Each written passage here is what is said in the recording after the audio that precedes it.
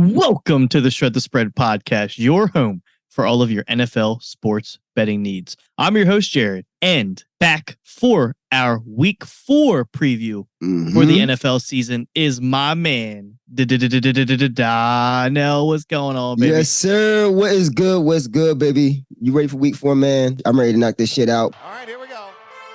So in all likelihood, Deshaun Jackson's going to at least get a return. Deshaun Jackson gets a block. Are you kidding? Way downtown. Bang! Oh, what a shot from Curry. That is a disgusting act by Randy Moss. First, I forgot. Let's attack this Thursday night slate. Let's see what we got going on here. We got what's the matchup for this slate? Yeah, so before we hop into that, we are doing a combined episode this week. For those of you guys know, we usually do a Thursday night football episode, then we do our preview. We're combining that this week just because we don't have that much interest in props and sides in this Thursday night game. I do have a side that I like, but not enough to make a whole episode out of it, so we figure we make one combined episode, knock it out for this week. This is another ugly week, but there are some spots that I really like. So that's a good start. But just quick recap. Last week, 3-2 in the contest. Oh my gosh, we went with the Raiders. Even on the preview, we kind of both said the Steelers, but once we dug into it a little bit more, I personally was the one who pressed the Raiders, but I just thought the rushing attack was going to be a little bit, more present. It just wasn't. Jimmy G turned the ball over, and ultimately that's what kind of led. That was the kicker right there. I mean, once Jimmy G threw two picks, I said, yep, there it goes. Yeah, and obviously we whiffed on the Broncos. I mean, that's still a good spot. I'd take that again. The Dolphins are just, you can't model speed. They are a glitch. Fast. And they did that without Waddle. So that's hard to judge. You can never predict or model a team scoring 70 points. But the other 3 winners were Patriots -2.5, Texans +9.5, outright win 37-17. CJ Stroud looks good. He's looking good, dude. Exactly. And then the ones where I dropped the nuts and me and Dino put them in, thank gosh, the Cleveland Browns. -3.5, 27-3. Wow, did they find their footing this week?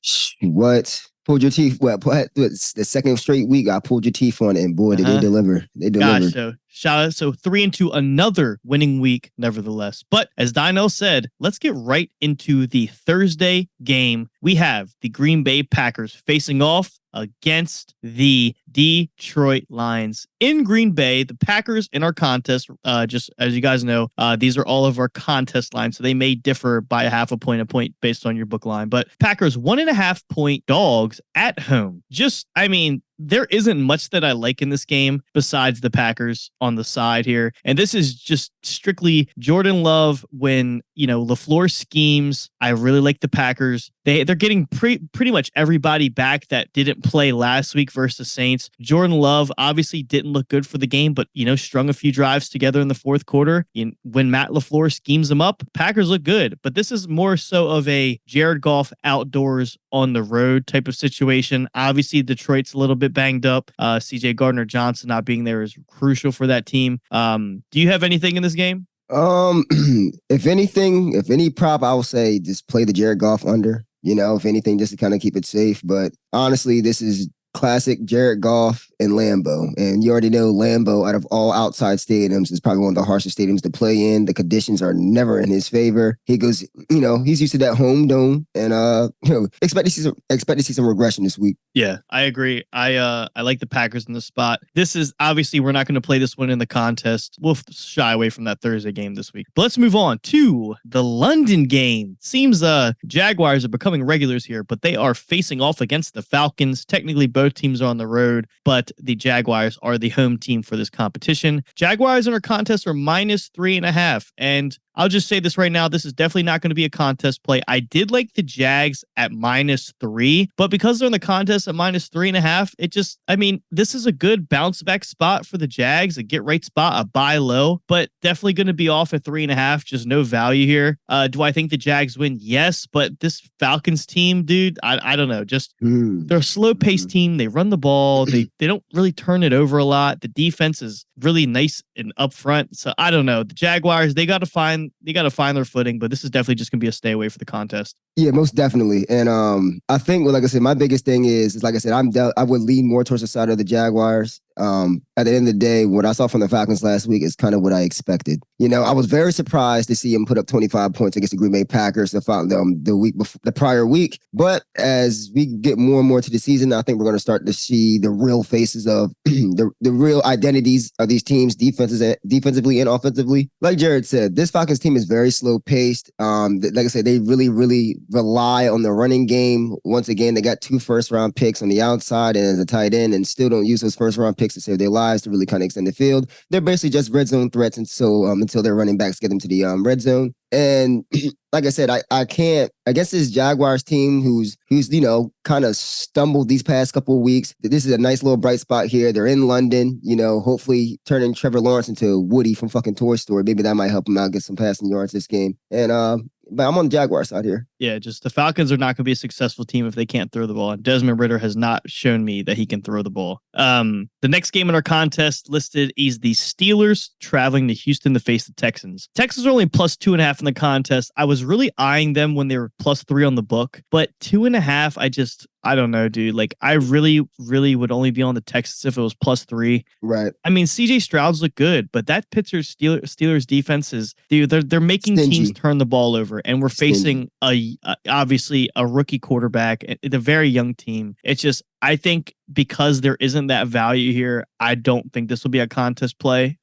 Your thoughts? You're in the bad side of a key number. Definitely wouldn't play it. Yeah, it's just that 3 is really key. Yeah, because it's really, very key. I just couldn't. I would be sick if there was a game-winning field goal in overtime or clock rolling down. You can live with the push. You can live with the push here compared to dropping a parlay of an OT field goal. Yeah. Next game on the list, the Rams traveling to Indianapolis. Anthony Richardson has been progressing through the protocol and his injury. He is the key for this game. If he plays, I don't know, the Colts are looking kind of good. The defense really showed up against the Ravens. I don't know if that's more of a testament to the Colts defense or the Ravens offense. Obviously, the Ravens are banged up, but Stafford coming off of an off game, they lose by 3 to Cincinnati, but Stafford just definitely seemed off against a team that really doesn't have identity right now because the Bengals are struggling. This is one, obviously, we're going to wait for the Anthony Richardson news. So this will probably be one that we talk about maybe on Friday night if it's in the contest. But did you like so if Anthony Richardson plays, what's your take here? If Anthony Richardson plays, it depends. So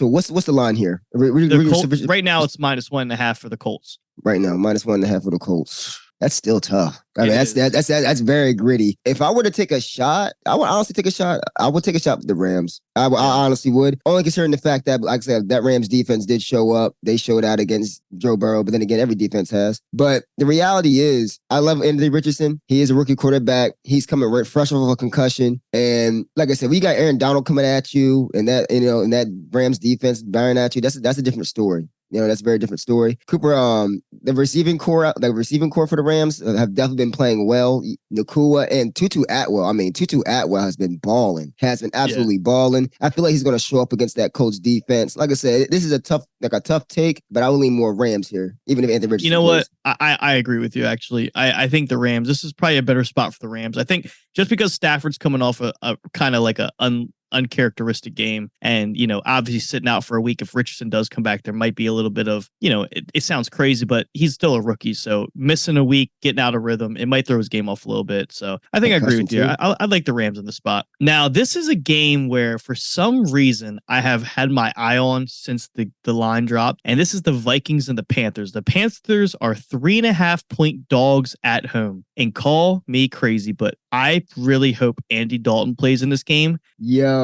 Dude. He threw the ball talk to me. Andy Dalton threw the ball like 58 times last week. He looked good, dude. He did look good. And he put up a necessary amount of points to win a game. And honestly, dude, I like the Panthers in the spot a lot. Like, why is Kirk laying 3.5 points on the road? It does not make sense to me. I just don't get it.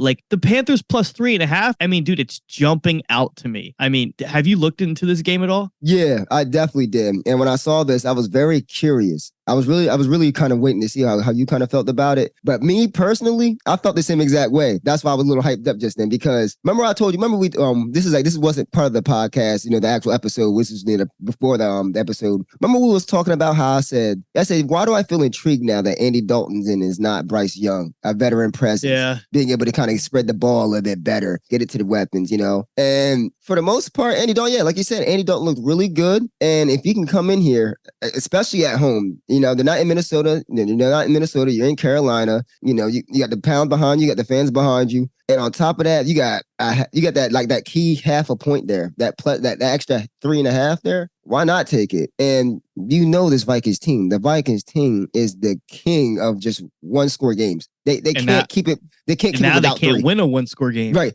See, and listen, and we talked about that earlier. Oh yeah, we hit on that. And in the preseason, we hit it on the doorbell, bro. You live and die by the one score game. You lived last year. Right now, so far, you're dying. So that just was not sustainable. It wasn't. That 10-0 was not sustainable. It's not. So I think Dino and I agree this may be a contest play. Panthers plus 3.5. I like it, dude. I like it. Stay tuned. This is definitely on our radar. Mm-hmm.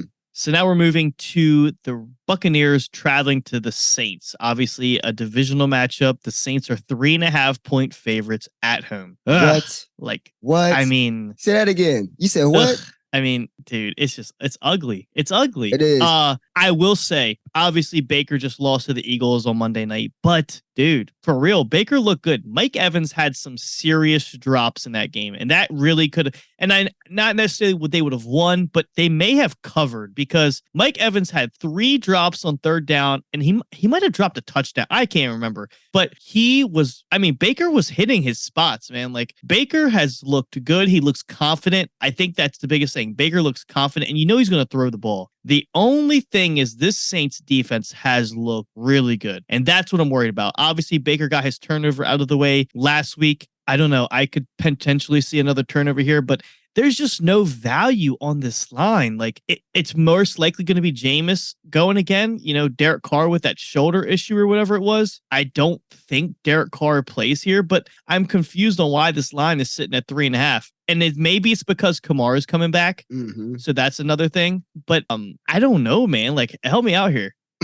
Well, like I said, it's kind of a tough read because you added a weapon at running back now after already being injured. Remember, Jamal Williams was hurt, these past couple of weeks. And without Jamal Williams, the running game has been kind of lackluster. I mean, Kamara gives another element of dual threat, kind of gives you that McCaffrey effect in a way. So that's really going to expand the offense, even without Derek Carr. So this is why I'm kind of one foot in and 1 foot out in the way, because I know at the end of the day, if Kamara can get going with Olave on the outside, and just being able to be versatile in the backfield, that adds a whole other element to the offense. Granted, this that Buccaneers defense is pretty damn good. Like you said, a couple of 3 third down drops from Mike Evans, those are crucial. That changes the game. It changes the game. Yeah, damn right, it changes the game. That messes with field position, and on top of that, time of possession. You know what I'm saying? Well, you can get that third down and continue to drive on. That defense gets that break, but once you got to hurry up and get off the field, like I said, now they're gassed. And we know what the Eagles do. Them boys run the ball. Them boys run the ball, and you're not going to see that with the Saints offense. But at the end of the day, man, like I said, this is a tough game to call. I ain't gonna lie to you. It's a tough way. That half a point makes me lean more towards the Bucs, though. If we're being honest. Yeah, I agree with you. You got to take the points in the divisional matchup, but it's just most likely not going to be in our contest. There really is no value here. So this is another divisional matchup. We have the Washington Commanders traveling to Philadelphia. This is definitely not going to be in the contest. We're just going to get that out of the way right now. Now, I will say, I did initially like the Commanders plus 7.5, dude, but Sam Howell scared me from last week. That's it. This isn't like a bounce back spot versus a decent team. I mean, this is a defense that's just as good, if not the better than the Bills. So was watching last week making me a little iffy on Sam Howell? Yes. But, just in hindsight, he played the Broncos defense and, looked good. But the Broncos defense obviously is not what it's turned out to be. And he's faced the Cardinals. So that is what's making me struggle here, taking that 7.5, just because looking at the teams they faced and how he's performed, and then going fast forward to how he just performed against the Bills defense, that is what's throwing me off, because I can't take anything from that Broncos game, and I sure as hell can't really take anything from the Cardinals game. The only thing I will say, the Cardinals have been in a position to be 3-0. They are 1-2. They beat the Cowboys. They should have beat the Giants, and they were holding a lead for a sizable chunk of that Washington game. Obviously, Washington made some plays on defense, went down, drove the ball, and they won the game. But the Cardinals defense, I don't know. Would you? It's hard. No. Like the Commanders here? Of course I love my Commanders against Philadelphia any day. But and honestly, if we're being 100% honest, if we're smart here, you would stay away from this game, only considering the fact that, like you said with Sam Howell, what are we going to get? Like, what are we honestly going to get? Like, if I'm betting and I'm putting money on this game, I have to understand and know and consistently know, what am I going to get out of Sam Howell? And last week, like you said, against a good defense, not better than Philadelphia's, to be shell shocked like that. 4 picks? I ain't gonna lie to you. I turned the game off after once it went 22-0. I said, I turned the game off. Then I saw they got a pick. Then I was like, damn, this got another touchdown. It was 30-0. So at that point, I checked out. At the end of the day, like you said, to me, he's basically a rookie. He still probably just worked the kink out. Now, I can see him bounce back and having a better game plan. That seems to be his mindset, always being a bounce back mindset. But like you said, you're playing with ifs, you're playing with ahs and oohs. You're really just going with a gut. So honestly, I don't like us in this play. I really don't like Philadelphia in the play either. So it's kind of like, I just stay away, enjoy the game, and I hope we whoop your ass. That's all I know. Yeah, well, that's not going to happen. But obviously, the 7.5 divisional dog is the play, but like Dinos and I said, you really don't know what you're going to get. So this is one, we got to see some more film on Howell, maybe take another chance sometime later in the season. But right now, this is definitely going to be a pass, not in our contest. So now we move on to probably the most controversial game of the season. And now these two games back to back, I do like a side in. So this first game, we have the Dolphins traveling to Buffalo. The Buffalo Bills are 2.5-point home favorites. And I'll say it, why the hell is this a 2.5-point line? They're hanging a 2.5-point line for the Bills at home after the Dolphins dropped 70. Tickets are flying in on the Dolphins, money flying in on the Bills. Sharps obviously hit this Bills number. This number went to 3 in a lot of places, 2.5 in the contest. We have to fucking play it. Right, bro. It makes me so mad. Bro, did we forget that it gets cold in Buffalo? Did we forget that? This Dolphins team is built for hot weather and domes. That is crazy. It's crazy because I looked at it from just the FanDuel odds, the actual sportsbook odds. I didn't really get a chance to look at the contest odds. When you said 2.5, I said, huh? 2.5 in the contest. It's like they're almost this one is almost, it's almost forcing me to play it. And it's very irritating because there are some other spots that I want to get to, but this one just doesn't make sense. And, I know you can't model the Dolphins, but they have to have some weakness that, they didn't even have Waddle last week is what's really making me struggle with this. They didn't have Waddle, and the Bills are why is this not a pick 'em? That's what is throwing me off. So I like the Bills here. I definitely am going to need some more time to dig into this, but as of right now, I'm keen on that 2.5. Yeah. And I'm mad that it's not a 3. If it was a 3, I probably wouldn't even take it because I want to play for pushing the contest. But they're throwing a 2.5 up there. It's like putting a dollar on a fishing pole and making me chase it. It's what makes it bad is the fact that when you think about the Dolphins last week, they put up 8 touchdowns in one game. They put up 8 touchdowns. 2 running backs was over 100 yards. 1 running back was over 200 yards. and I think one scored 3 touchdowns. Another one scored 2 touchdowns. One was a receiving touchdown. They both had 4 touchdowns. They both had 4. Yeah. Oh, no, that's insane. Yeah. That's insane. That's come disgusting. on. Come on. And no offense to Devon, Achane, Akilaku. I don't really know, but he ain't putting up 200. Yeah, come on, bro. Yeah, come on, bro. Let's be real. And honestly, I guess you can see that's a spot that the Dolphins can really attack at, considering the fact that the Commanders, honestly, the one bright spot in that Commanders and Bills game was the running game. Brian Robinson had 70 rushing yards, 10 carries. He averaged 7 yards a carry. Let me not get into that. Averaging 7 yards a carry, only getting 10 carries is insane. But when you look at the whole of it, that's not the Dolphins' strong suit. Let's not be, tricked and fooled and be caught in a genjutsu about this Dolphins team. This Dolphins, because the Dolphins running game isn't great. They're not great. And they've proven it over and over again. Their bread and butter is getting the ball to Tyreek Hill, Jalen Waddle, and maybe the tight end here and there, and let Tua let that thing fly. I'm letting you know right now. Yeah, I honestly, you said you might got to think a little bit more. I don't think I got to think no more, bro. I think I'm all in. I think I'm in. We're going to talk about this a little bit more, seriously. off the air, but I mean, this just doesn't make sense. I love this spot, but let's go to another spot I like. I feel just as good, if not better, about this one, and that's the Bengals traveling to Tennessee. And you're giving me 2.5 points with Tennessee against a Bengals team that just doesn't look right. This team does not look right. What am I worried about versus the Bengals? It's throwing the ball against this Titans defense. What have the Bengals struggled to do? Throw the ball. Joe Burrow cannot throw the ball downfield, and it's not any fault of his own. It's his calf injury. He just can't get any footing. He doesn't have any power on his drop back to throw the ball. He is really, he's throwing the ball 3 to 4 yards past the line of scrimmage. That's not going to beat this Titans team. This Titans defense is not that bad. If they can, obviously Vrabel is the key here. Dude, the Titans might win this game. The Titans might win this game. This is coming off of an ugly loss last week. Vrabel's got these boys up. They just laid an egg against Cleveland on the road. Now we're coming back at home versus a Bengals team that is struggling. Give me the Titans all day. What are we talking about? I like that. I like how confident you are in it. I'm a little more skeptical than you are, but it's the right play. It's the right play. It's the right play. Like, what has Joe Burrow shown us? Nothing. That's what I'm saying. That's what I'm saying. He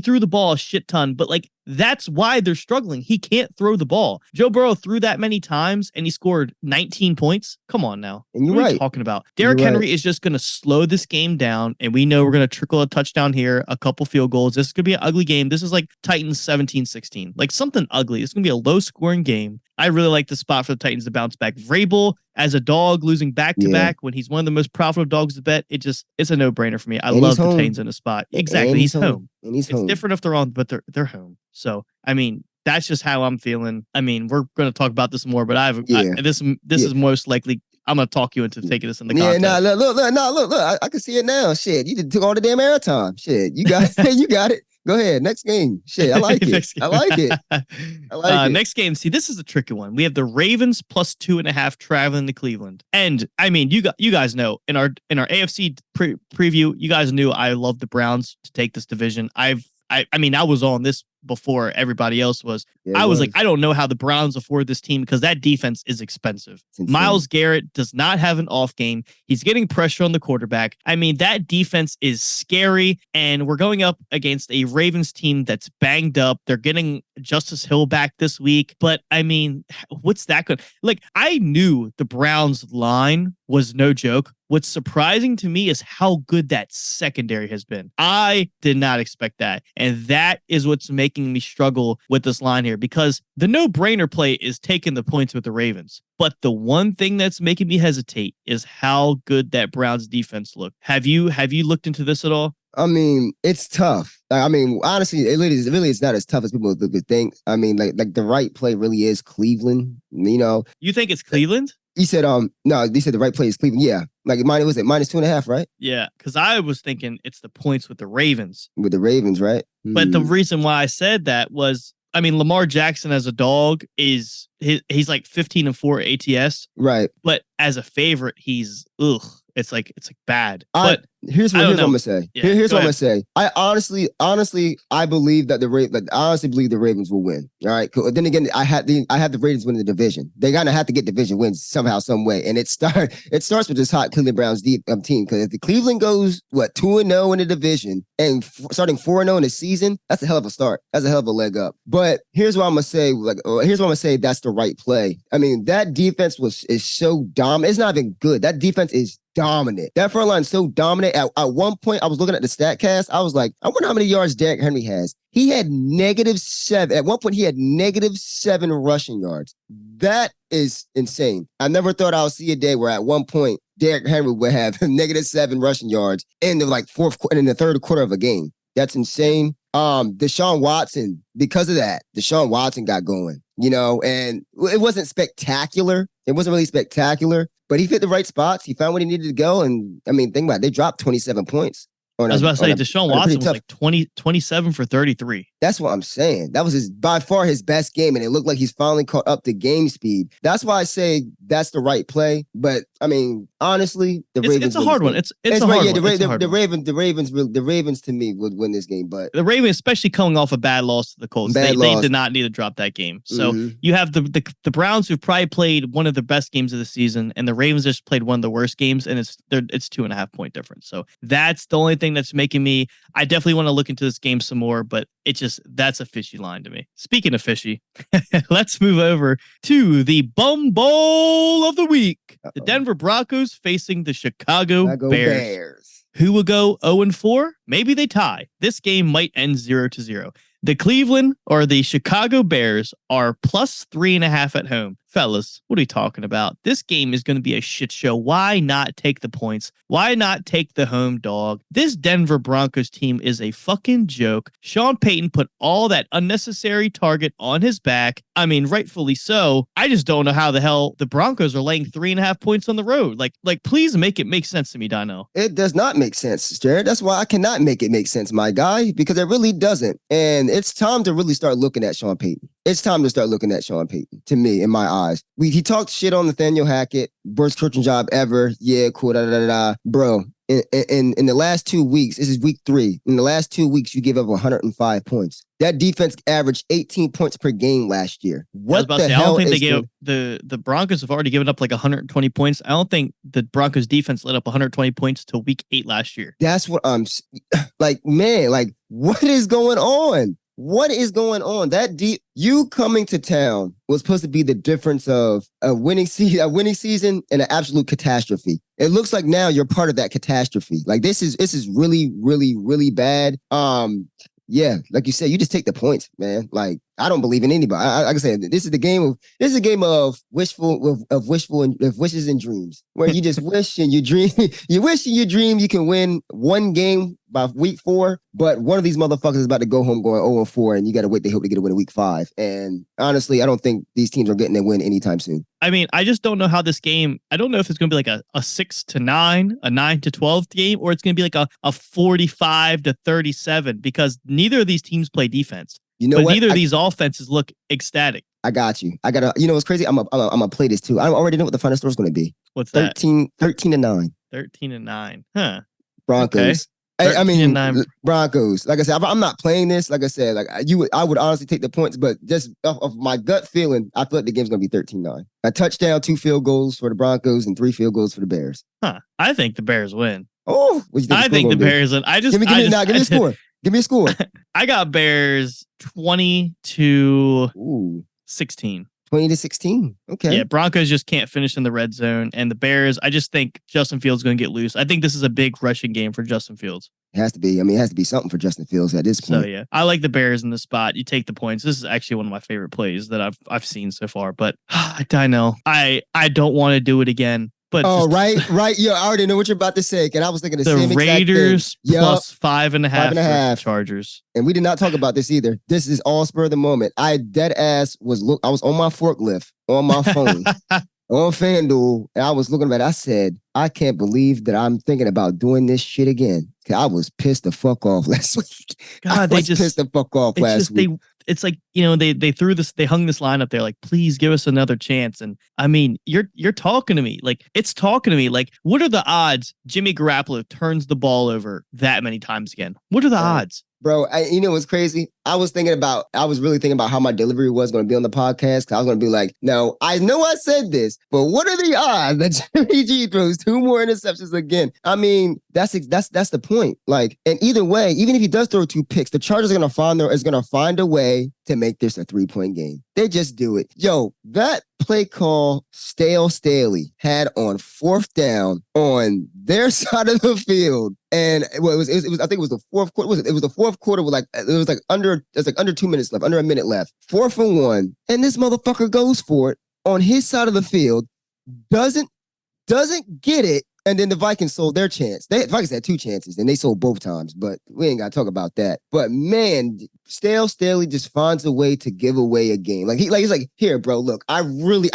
want you to win. Please take it. Please take it. And you really got to decide, I could take this. I got 2 opportunities inside the red zone to score a touchdown within 3 minutes. Or it's like, fuck it. I'll throw a pick and I'll fucking turn the ball over here on the 1 yard line. Like, come on. What are we talking about? Yeah, this is the shitty coach bowl. Like, this is just the who can coach worse than the other coach. And I'll tell you what, I mean, it's going to be a shootout. Like, this is going to be a coach catastrophe, the coach catastrophe bowl. I don't know, dude. It's just, you can't I mean, you know what? Maybe this is the game Justin Herbert just throws for 400 yards and, solves all the problems, but I just don't see it. I like the Raiders with the points here. You're just giving me too many points in a divisional matchup. Right. There's no... Oh, my bad. Go ahead. No, I was finishing up. No, I was about to say, you want to know one thing, though? One thing I got to start doing now, I got to make a Dionysi's ban list. Because both these teams are on my ban list. Like, I would not bet these teams a bet in the world. But since they're playing each other, I got to bet. I might as well bet one. Yeah, there's amendments to the rules. Right. All right. Moving on to the revenge of Ezekiel Elliott. We have the New England Patriots traveling to Dallas. The Dallas Cowboys are -6.5 at home. And I'm kind of pissed off because when I looked at the book, Patriots were +7. When the contest lines dropped today, Patriots were -6.5. And that really kind of flipped the call for me because I originally liked the Patriots +7, but now they bumped it to 6.5. And it kind of made me lean a little bit more on the Cowboys side. This is a difficult one for me. It's definitely one I got to look into a little bit more. I mean, would you take the points with the Patriots here or would you lay them with the Cowboys? I think what's crazy about it, I think what really is the deciding factor for me is the fact that the Cowboys kind of came back over an embarrassing loss and they're going to be gunning. They're going to be gunning coming back this week. But first of all, I will say Dallas is at home. So that's definitely a leg up for them not being at Foxborough in the cold with, the New England faithful out there. It's rough. It's rough because, because obviously the Dallas Cowboys are the better team, but that defense not having Trayvon Diggs last week really concerned me. It really, really concerned me. But see, here's a thought. Mm-hmm. Do you think that was more concerned that he's not there or how it kind of shell-shocked the team and they came out flat against the Cardinals? That's kind of what I thought. I was like, that one... He was shell-shocked. Like, damn, just killed all the momentum going into the week and they came out flat. Okay, I guess but at the same time though, their offense should have been able to bail them out.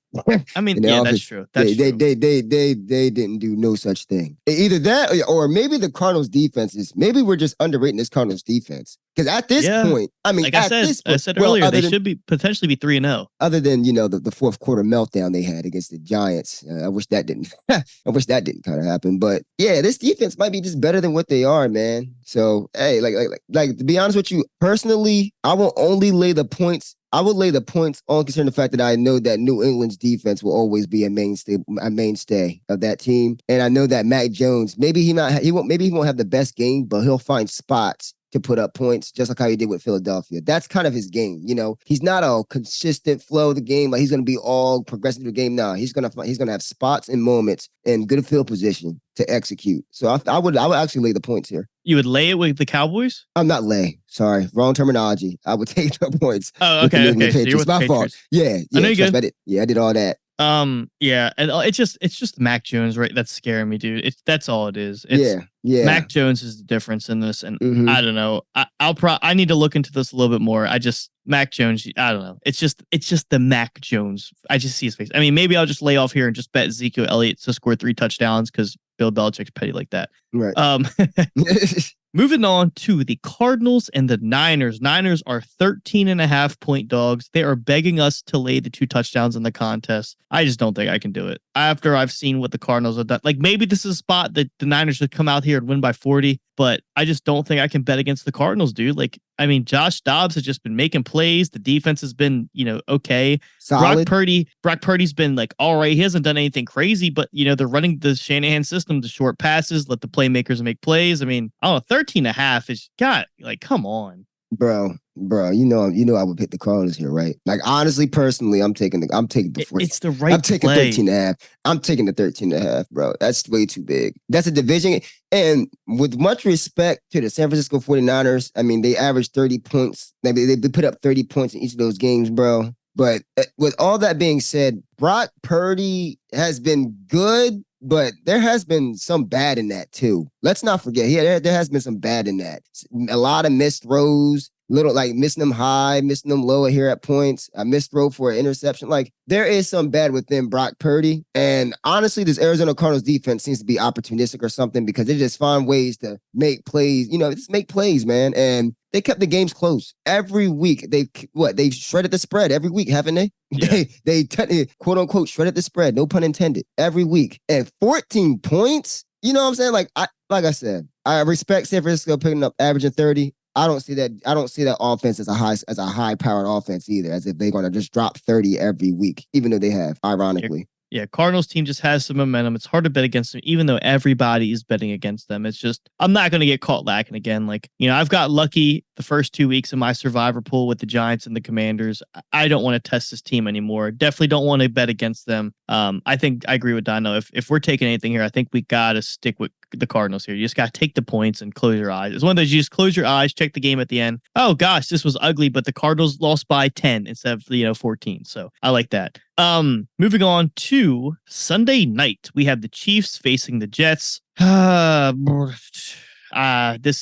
is I gotta look into this one some more. But if this was 10, I think I take the Jets. But dude, Zach Wilson just fucking blows, man. Like, sucks, but the one thing that is kind of making me look at the Chiefs is how there's been rumors of the drama in the Jets locker room, like, Saleh backing Zach Wilson, like, technically, or no, the rumor is that he might be losing the locker room if he doesn't, like, bench Zach Wilson or go get another quarterback. That is kind of the same vibe I'm getting from last week with the Bears drama, the defensive coordinator stepping down. And I don't know, I don't like the position that the Jets are in. That defense is still good, but ultimately they really haven't been playing up to my standards as to what I saw them as. That's maybe why I'm leaning up a little bit more on the Chiefs. I don't know. This is a tough one. I don't know if this will be in our contest. This is a weird number. Chiefs trying, Chiefs to win by 10 on the road. I don't know. What are you thinking? Nah, yeah, I couldn't crack this code, bro. Only concerning the fact that maybe I would feel differently if Kansas City was at home with the 9.5. That might would have helped me, but yeah, to win by 10 on the road against this defense. Ugh. Yeah, and the defense is good. They, like I said, they're showing vulnerability. That's because Zach Wilson is op. He's their op. He's his own defense's op, bro. Like he literally does everything to make his defense work. Honest, like 100%. And it doesn't give me faith when you sign, out of all people, you sign Trevor Siemian. You didn't even try to really trade for anybody to go percent. And maybe they can't. Like I said, I don't know. I don't go deep into contract situations, negotiations, how things are going. I just know I know they barely have money. I can tell you that. So Trevor Siemian, really? Like, yeah, this wouldn't be one of our best five. And improving Kansas City defense. Yeah, that's the thing. The Kansas City defense has been no joke. Vastly so improved. I I don't even want to. You're right. I think that I'm definitely off the Jets. It's not even at 10 in their contest, so definitely won't be on the Jets. Mm-hmm. I don't know. This is probably one we'll just stay off of. It's not a pretty game. This is not one that I want to kind of, have one of our best five on, but we'll dig into it a little bit more. We'll see. And to close us off, we have the Seattle Seahawks traveling to New York to face the Giants. Giants, basically a pick 'em, minus a half a point at home. Interesting. This is very interesting. But thank you. Right. I'm going to be honest. This is one of the games this week that I just don't know where I'm sitting at as of today. When I first looked, I was like, okay, I like the Seahawks here, because the Seahawks were like, I think it was +1, or I don't know. The line changed, but this was 2 days ago. When I was looking at the line, I was like, okay, this doesn't seem like a bad spot for the Seahawks. But then I started digging, and I was like, damn, like the Giants might win this game. I don't know. So I've been on the fence. I definitely need some more time to look into this. Have you kind of, got your head around this game yet? No, I haven't been able to. I was just basically when I was on earlier, I just based off what are kind of like off of my initial looks, what do I think? And I did pick Seahawks out of one of those picks. But like you said, I haven't done really much digging on this. This is Monday Night Football. I have ample time, so I will take a second to really kind of double check and look at this and check on in. Probably do some more review Thursday night, Friday morning. But yeah, right now, not the best read. But I mean, you always like Seattle having a plus point against the New York Giants, honestly. But who knows? This might be a bounce back week for them. Yeah, that's definitely one we'll need some more time on. But right. Yeah, I mean, just really quickly, I mean, I think the Panthers we like. Yes. The Bills, the Titans. Mm-hmm. Maybe the Bears, the Raiders potentially. I mean, there's a couple games that, early in the week we've kind of got our eye on, which that's good. I'm glad we kind of agree and have common ground on some of these. But yeah, this is definitely, we've got some more digging to do because we've got to find maybe one or two that we got to discuss. And there's some ugly games to look at. But we do all that again on our contest locks. You guys will get our 5 best bets of the week for our contest. Currently, Donnell and I are sitting at... We went 3-2 this week, 4-1 last week, so that's 7-3, and then 3-2 the first week, so that's 10-4, right? I'm sorry, 10-5. Shit. Yeah, 10-5, dude. Yeah, 10-5. math is hard. Yeah. 10-5 in the contest. We are in the money. That's all that matters. We have a winning record for 66%. So that's awesome. That is awesome. We are looking for another winning week. Sorry that we don't have a full Thursday night football episode. There is just not a lot of we usually do those episodes when there's props and sides and totals and cool things that we like to target. This just doesn't seem like that game. I think this is a slow scoring, hard fought game.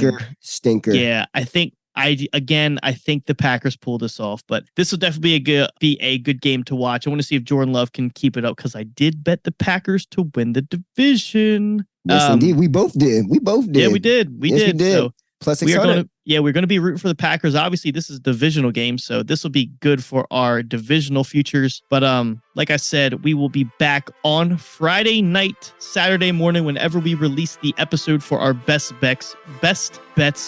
Be sure to keep up with the podcast on Twitter at @ShredTheSpread_. If you're into TikTok, you can follow us on TikTok at @ShredTheSpread. But Donnell and I are going to get out of here. We're going to start prepping for our Friday show, dig into these lines a little bit more. We've got some work to do. We want another winning week for you guys. Thank you so much for listening and sticking with the podcast. We'll see you guys in the next episode. This has been the Week 4 preview for the Shred the Spread podcast. Until next time, we'll see you.